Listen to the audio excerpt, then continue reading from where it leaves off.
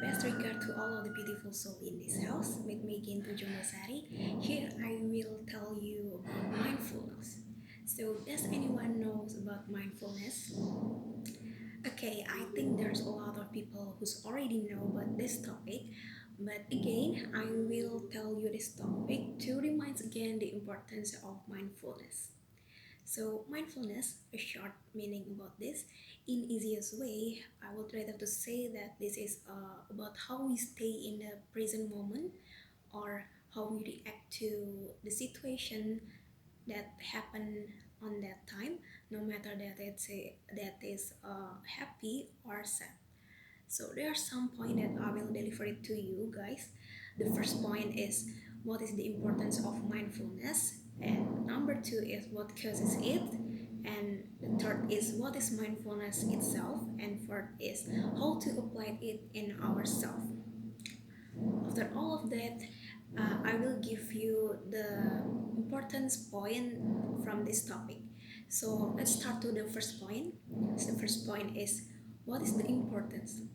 So, did you know, guys, that about 300 million people worldwide, they are just suffer from a situation of depression? Yeah, that's really awful, right? Even the WHO, World Health Organization, estimates that every 40 seconds there are cases of suicides in the world just caused by depression. And it is only some of them who went to find a professional to get help. So we know how scary this, right? I mean, like, uh, why this is important? Because mindfulness is like the first aid from ourselves to handle our emotional. So number two is what causes it, and the second point, what causes it. Why a lot of them suffering from that condition? Maybe there are some reason that appears in our mind because each people have their own reason, so we cannot make it as a standard, right? So for me, uh, it could be happen because social media. For me, the most toxic thing in social media right now is Instagram. Social media is one of the example that causes trouble for us. Do you agree with me? Maybe some of you agree with me. For me, social media such as Instagram, Twitter, Facebook, many more have been affected us on how we live our life.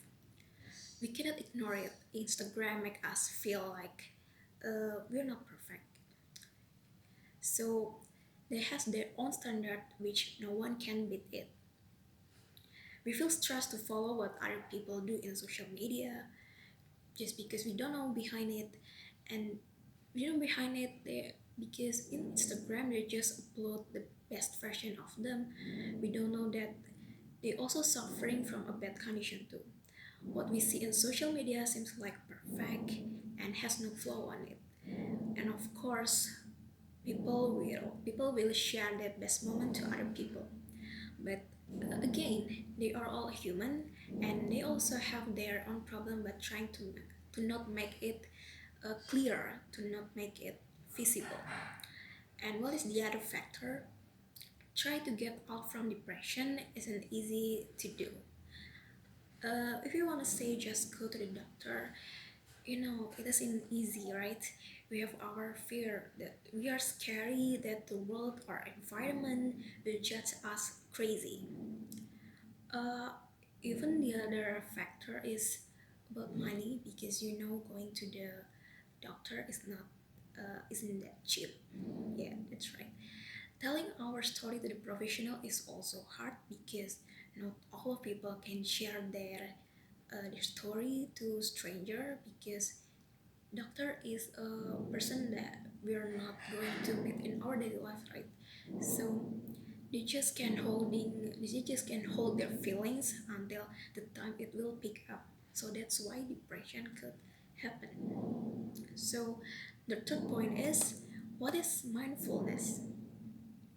Mindfulness is a process where we stay in the present moment, like what I said before, not thinking about what is happened in the past or what will happen in the future.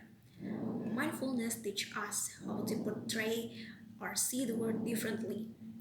When we already could handle our emotion with mindfulness, we won't do something reflexively. We will do what we're supposed to do and we want to do.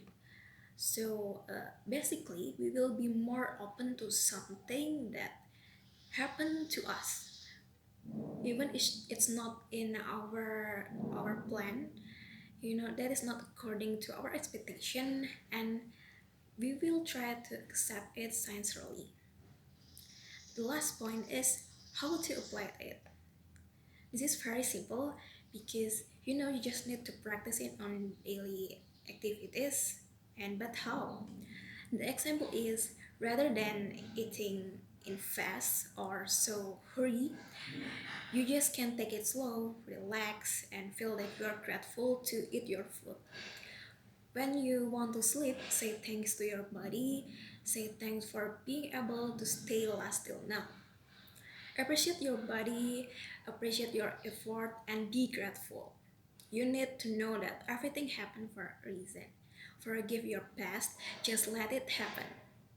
We cannot change what had already happened in the past. If it's bother you, you realize that we cannot change it. Just let it go. Everything that already happened, we cannot change it. The thing is, it's okay to feel sad or disappointed towards something, but remember that we cannot change that what already happened, but we can change it later. Yeah, uh, to sum up that we have already talked before, we can learn about mindfulness. There are 4 points. So, forgiveness, forgive yourself before forgive other people, and then rationality, acceptance, and grace and gratitude, which you should do to improve your mindfulness. In conclusion, after we finally feel mindful, so what will we get after that? Uh, the the important thing is remember that you will never be happy until the scale of 100%, because what the things that you have to be grateful is the fact that you already know how to react to the situation that's not according to your plan.